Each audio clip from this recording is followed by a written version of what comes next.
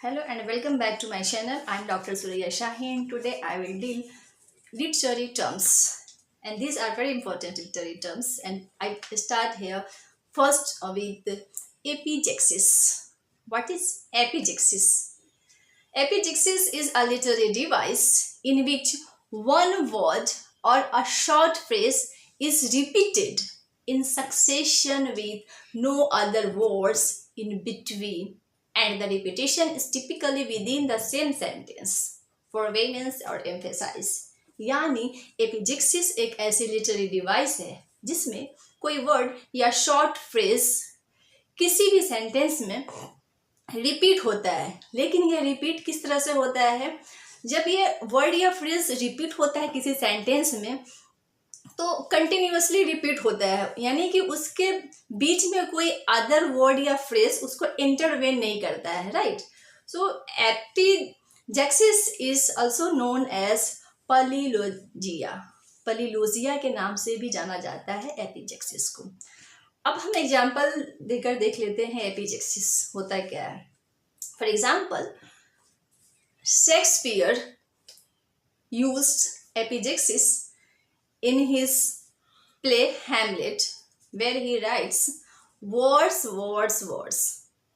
एक सेंटेंस में कंटिन्यूअसली 3 बार words words words, उसके बीच में कोई वर्ड या फ्रेज नहीं है। तो ये आपका हो गया एग्जाम्पल एपिजैक्सिस का। आपके यूजीसी नेट एग्जामिनेशन में आपको एग्जाम्पल दिया होता है, इस तरह से आपको एग्जाम्पल दे दिए जाते हैं और आपसे पूछा जाता है कि this is the example of which literary term.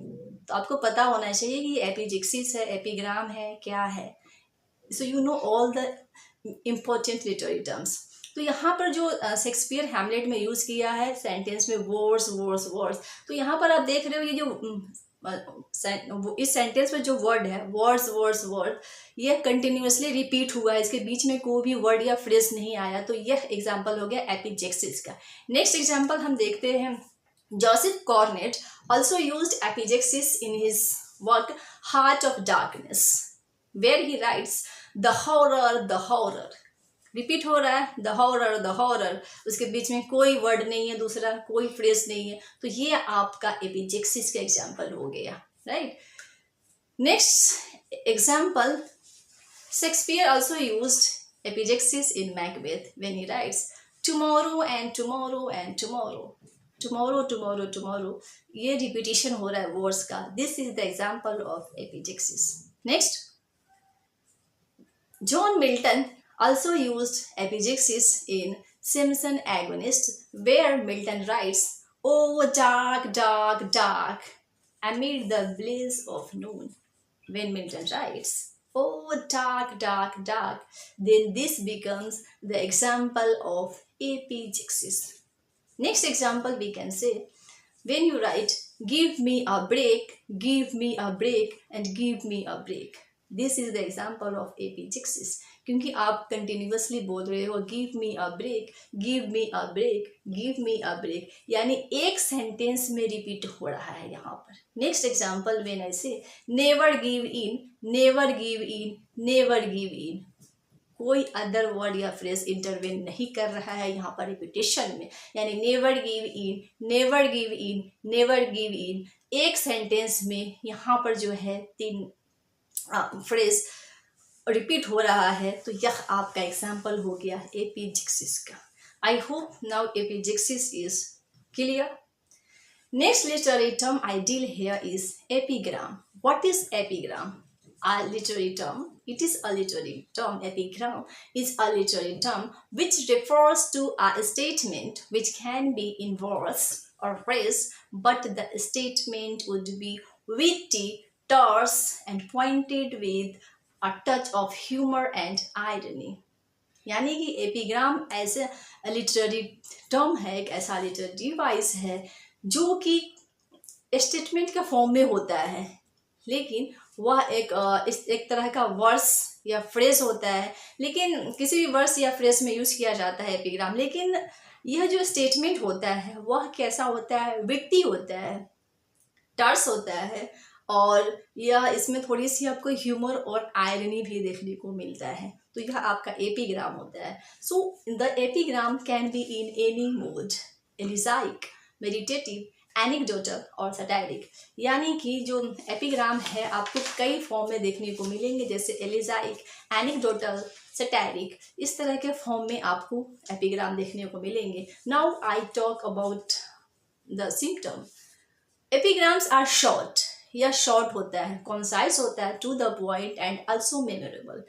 Epigram जो होता है, इसका जो सेंटेंस होता है, स्टेटमेंट होता है, काफ़ी छोटा होता है, शॉर्ट होता है, टू द पॉइंट बात करता है और आल्सो मेमोरेबल होता है, because it is short statement, that's why it is very easy to memorise. For example, Alexander Pope's statement, "The proper study of mankind is man," is a good example of epigram. Alexander Pope का जो statement है, "The proper study of mankind is man," यह आपका example हो गया epigram का। कैसे हो गया? Because you see the statement is single, छोटा सा स्टेटमेंट है, concise, and it is to the point, it is witty, terse, right, and it gives the larger idea, right? So it is witty statement and it gives a larger idea and meaning। यानी कि जो epigram होता है देखने में आपको short लगेगा statement, छोटा सा स्टेटमेंट, लेकिन यह विट्टी होता है, इंटेलेक्चुअल, और इसमें थोड़ा सा ह्यूमर भी आपको कई बार देखने को मिलता है। और यह इसका जो शॉर्ट स्टेटमेंट लार्जर आइडिया और मीनिंग को यह रेफर करता है। जैसे अलेक्जेंडर पोप का स्टेटमेंट जो है, the proper study of man kind is man, तो यह एपीग्राम है, क्योंकि क्या कर रहा है सेंटेंस ये, the proper study of man kind is man, यानी कि मैन वही है जो प्रॉपर तरीके से मैन काइंड को स्टडी करता हो। तो कितना बड़ा इसका मीनिंग दे रहा है, लार्जर आइडिया को, लार्जर मीनिंग को यह रेफर कर रहा है। छोटा सा स्टेटमेंट, लेकिन यह विट्टी है और यह लार्जर आइडिया को दे रहा है, फिलोसफिकल मीनिंग दे रहा है। तो that's why it is the example of epigram. Next example हम लेते हैं, George Orwell also used epigram in his work Animal Farm. Animal Farm, you know, a very famous work by George Orwell, where he writes, "All animals are equal, but some animals are more equal than other animals." यानी कि यह आपका philosophical idea को देता है, right? All animals are equal, but some animals are more equal than others.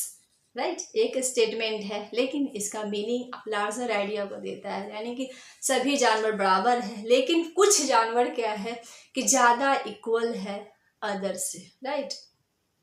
Next example, when Stevie Smith said, "All things pass, all things pass, love and mankind is grass."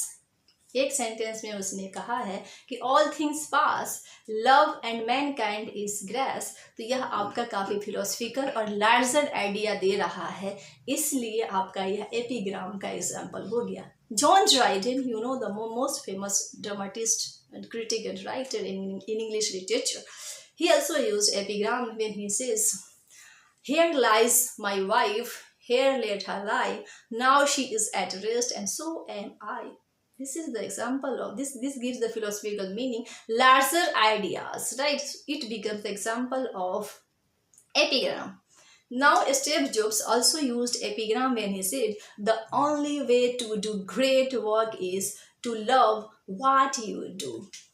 आपका एक यहाँ पर statement है, the only way to do great work is to love what you do. यानी कि Steve Jobs ने कहा ये स्टेटमेंट कि the only way to do great work, यानी कि ग्रेट वर्क करने का एक ही सही तरीका है, is to love what you do, यानी कि जो आप करते हो उससे प्यार करो।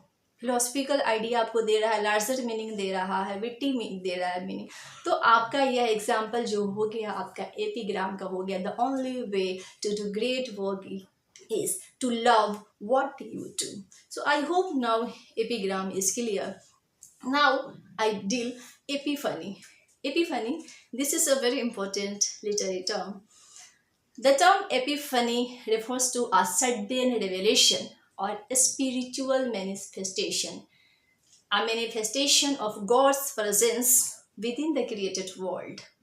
So epiphany is a visionary moment when a character has a sudden insight or realization that changes their understanding of themselves or their comprehension of the world.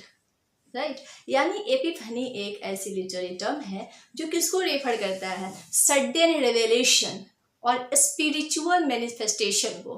लेकिन ये मैनिफेस्टेशन जो होता है, मैनिफेस्टेशन ऑफ गॉड्स प्रेजेंस के बारे में होता है within the created world. So epiphany is a visionary moment, या एक विजनरी मोमेंट होता है एपिफनी, सडन रियलाइजेशन होता है, यानी कि यह सडन इंसाइट और रियलाइजेशन होता है किसके अंदर, जो कई बार जो राइटर होते हैं वो कैरेक्टर को जो यूज़ करते हैं अपने लिटरेरी वर्क्स में, तो उसके अंदर यूज़ करते हैं एपिफनी को। For example James Joyce use this term epiphany, and it was the James Joa who first used this term epiphany in his in the literary context in his work Stephen Hero, and this is the early version of a portrait of the artist as a young man. A portrait of the artist as a young man.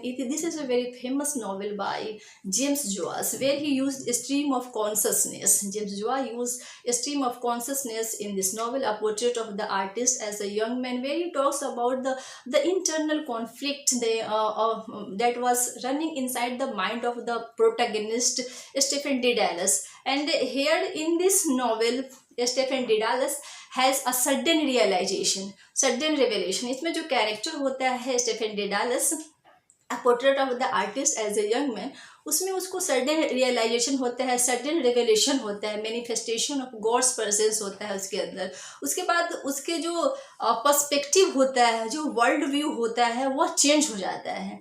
तो यही आपका Epiphany होता है कि जैसे ही Epiphany होता है किसी के भी अंदर या किसी कैरेक्टर के अंदर, तो उसका जो वर्ल्ड व्यू होता है, यानी वर्ल्ड को देखने का जो पर्सपेक्टिव होता है, वो सडनली चेंज हो जाता है।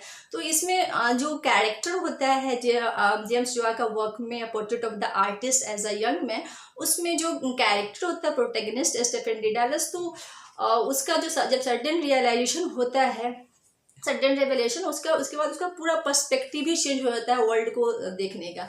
तो उसमें बेस्ट एग्जांपल हम देख सकते हैं, वहाँ पर एक सीन है in the portrait of the artist as a young man, where this character Stephen Dedalus when he is waiting for the examination result and he sees a young woman wading in the sea. So here the image of the young lady is described in angelic term. वहाँ पर जब वो university exam का wait करता होता है, तो वह एक यंग वुमेन को वह सी में देखता है, वेडिंग इन द सी, और उसके जो यंग लेडी का जो इमेज होता है उसको वह एंजेलिक टर्म में लेता है। तो वहाँ पर, तो यहाँ पर ये जो सीन है उसको एपिफनी के कॉन्टेक्स्ट में डाला गया है।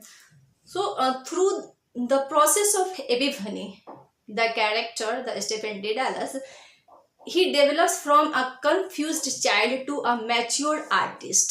यानी कि ये जो कैरेक्टर होता है स्टेफन डेडालस, इसका जब डेवलपमेंट होता है तो बचपन में यह काफ़ी कंफ्यूज्ड चाइल्ड होता है, लेकिन जैसे ही इसके अंदर सर्टेन रेवलेशन होता है, मैनिफेस्टेशन ऑफ गॉड होता है, यानी एक तरह का एपिफनी होता है, उसके बाद यह क्या मैच्योर आर्टिस्ट बन जाता है। इसका वर्ल्ड का जो पर्सपेक्टिव होता है देखने का, that is completely changed after the Epiphany. So now I hope epiphany is clear, right? Epiphany is the sudden revelation or sudden realization, and this is the visionary moment, and it is the visionary moment when the character has a sudden insight, right?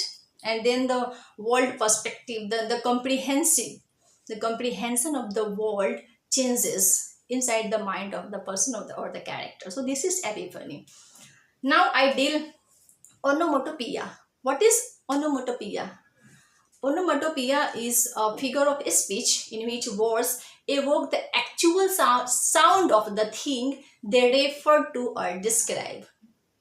Onomatopoeia is a figure of speech or literary device in which words evoke the actual sound of the thing they refer to or describe, and that's why it is also called echoism. Yani onomatopoeia is also called echoism. Echoism, you know, echo करना, गूंजना. So here in In this literary device, words mimic the sounds they describe. यानी कि onomatopoeia में जो words होता है वह sound को mimic करता है, यानी कि जो वर्ड आप बोलते हो उस वर्ड का एक्टिविटी भी उसी से रिलेटेड होता है, राइट। जैसे फॉर एग्जाम्पल व्हेन यू से हिस, तो आप जो वर्ड बोल रहे हो हिस, राइट, तो इसका जो साउंड होता है और इसका जो वर्ड है आपको सिमिलर ही लगता है, इको करते हैं, यानी words mimic the sound. Rattle, rattle, bang, murmur etcetera, ये सब आपका ओनोमोटोपिया का एग्जाम्पल हो गया। Another example I can say the tick tock of a clock, यानी टिक टॉक यानी क्लॉक की आवाज भी, उसका जो साउंड होता है क्या होता है, टिक टॉक जैसा लगता है, टिक टिक, और इसका जो वर्ड है वो टिक टॉक।